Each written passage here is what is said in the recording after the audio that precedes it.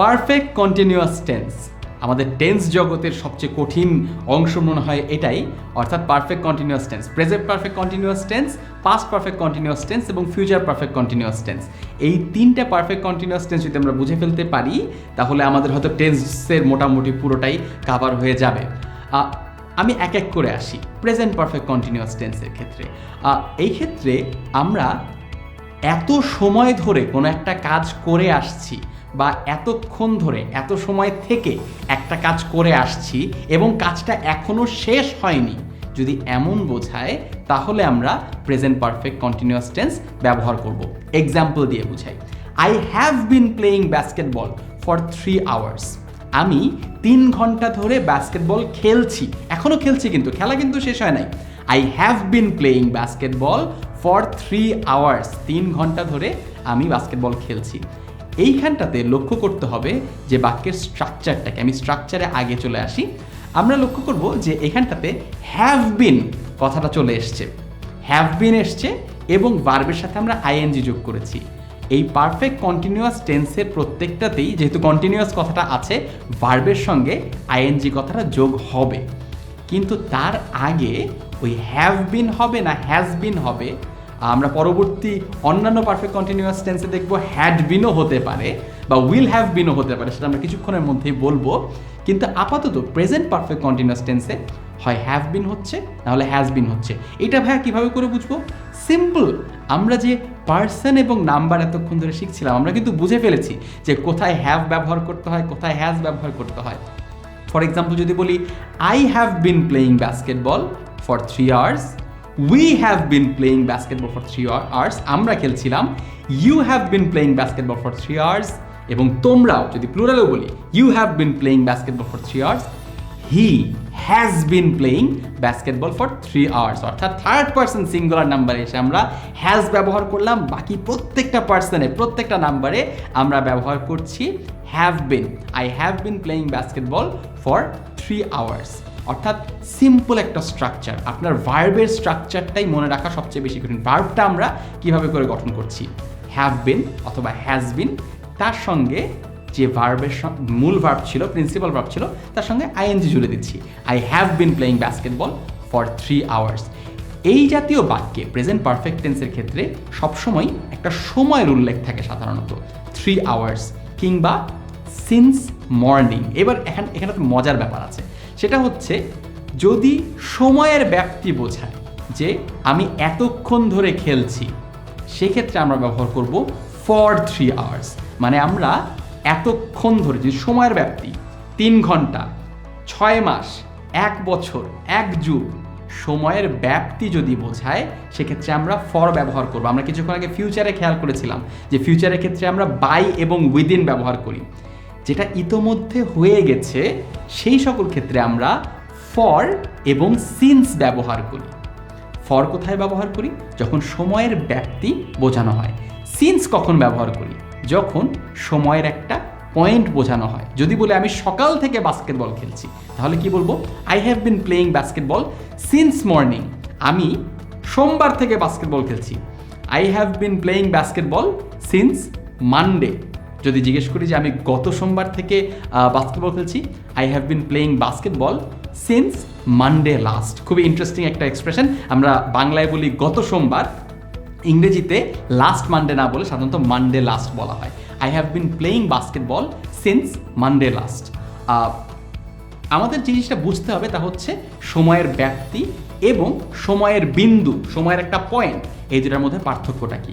3 hours, 4 years, এগুলো হচ্ছে সময়ের ব্যাপ্তি, এক্ষেত্রে আমরা ফর ব্যবহার করব। আর কোন একটা সার্টেন পয়েন্ট থেকে আমরা খেলছিলাম, করছিলাম, এটা যদি বোঝাই তাহলে সিন্স ব্যবহার করব। এই জিনিসটা একদম মাথার মধ্যে গেঁথে ফেলতে হবে, কারণ আমরা যখন পাস্ট পারফেক্ট কন্টিনিউয়াস টেন্স করতে যাব তখনও কিন্তু আমাদের এটা কাজে লাগতে পারে, কিংবা অন্যান্য বাক্যের ক্ষেত্রে আমাদের এটা কাজে লাগতে পারে। পাস্ট পারফেক্ট কন্টিনিউয়াস টেন্সে চলে যাই, এক্সাম্পলে চলে যাই, সেখান থেকে খুব সহজ হয়ে যাবে। I had been walking for 3 hours before I broke my leg. অতীতের দুটো ঘটনা, যদি একটা ঘটনা হচ্ছিল এবং তারপরে আরেকটা ঘটনা হয়েছিল এরকমটা বোঝায়, তাহলে আমাদের পাস্ট পারফেক্ট কন্টিনিউয়াস টেন্স ব্যবহার করতে হবে। এই বাক্যটা খেয়াল করুন, আমি 3 ঘন্টা ধরে হাঁটছিলাম এবং তারপরে আমার পাটা ভেঙে গেল। দুটো ঘটনা ঘটেছে অতীতে, একটা আগে ঘটেছে, একটা পরে ঘটেছে। কিন্তু যেই ঘটনাটা আগে ঘটেছে সেইটা কন্টিনিউয়াস ছিল, মানে আমি হাঁটছিলাম, হাঁটতে হাঁটতে পাটা ভেঙে গেল। হ্যাঁ, আমরা পাস্ট পারফেক্টে কি দেখেছিলাম যে দুটো ঘটনা আলাদা আলাদাভাবে ঘটেছে অতীতে, একটা আগে ঘটেছে, একটা পরে ঘটেছে। যেটা আগে ঘটেছে সেটাকে আমরা পাস্ট পারফেক্ট দিয়ে দিয়েছি, যেটা পরে ঘটেছে সেটাকে আমরা পাস্ট ইনডেফিনিট দিয়ে দিয়েছি। কিন্তু এখানটাতে যেটা আগে ঘটেছে সেটা কন্টিনিউয়াসে আছে, অর্থাৎ সেটা হচ্ছিল, হতে হতেই পরের ঘটনাটা ঘটে গিয়েছে। এরকম যদি দেখা দেয় তাহলে আমরা আগের ঘটনাটিকে পাস্ট পারফেক্ট কন্টিনিউয়াস দিয়ে সাজাবো, পরের ঘটনাটিকে পাস্ট ইনডেফিনিট দিয়ে সাজাবো। উদাহরণ, I had been walking for 3 hours before I broke my leg. আমি আমার পা ভেঙে ফেলার আগে 3 ঘন্টা কেবল হাঁটছিলাম, হাঁটতে হাঁটতে আমার পা ভেঙে গিয়েছে। স্ট্রাকচার লক্ষ্য করি, I had been walking for 3 hours, যে বলছিলাম এই যে ফর সিন্স এটা লাগবে। আমি যদি বলি সিন্স মর্নিং সেটাও হতে পারে, I had been walking since morning before I broke my leg সেটাও হতে পারে। হ্যাঁ, যেহেতু এখানটাতে সময়ের ব্যাপ্তি বলছে 3 আওয়ার্স, তাই আমরা ফর ব্যবহার করেছি।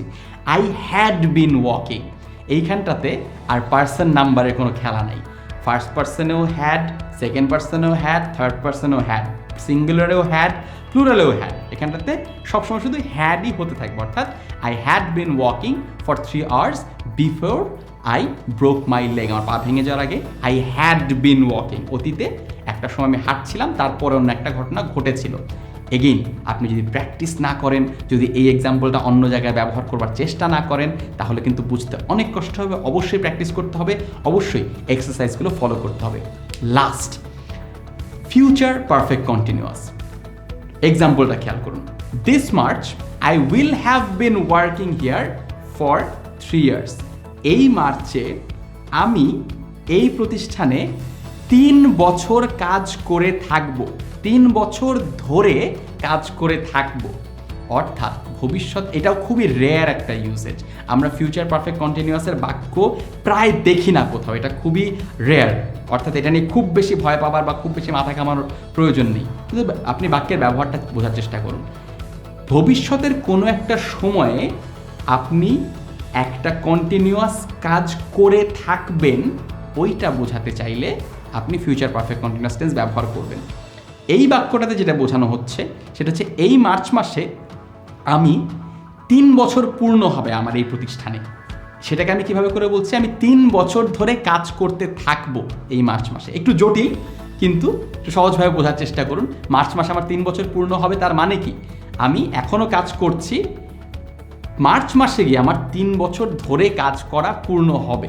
অর্থাৎ সেটাকে আমরা কিভাবে করে বলবো, this March I will have been working here for 3 years. Again, for 3 ইয়ার্সের জায়গায় যদি আমরা আবারও পয়েন্ট বোঝাতে চাই তাহলে আমাদেরকে সিন্স ব্যবহার করতে হবে।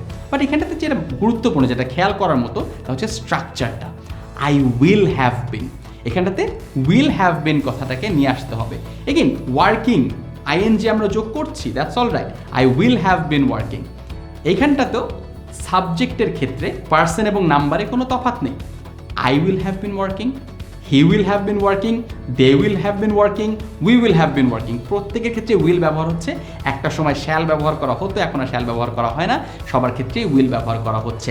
ফিউচার পারফেক্ট কন্টিনিউয়াস খুবই রেয়ার জিনিস, এটা নিয়ে এত টেনশনের কিছু নেই, অল্প একটু প্র্যাকটিস করলে হয়ে যাবে। এই ভিডিওতে আমরা present perfect continuous, past perfect continuous এবং ফিউচার পারফেক্ট কন্টিনিউয়াস নিয়ে বিস্তারিত আলোচনা করলাম। যদি আমাদের এখনও কনফিউশন থাকে, একটু প্র্যাকটিস করতে হবে, একটু এক্সাম্পলসগুলি ফলো করতে হবে।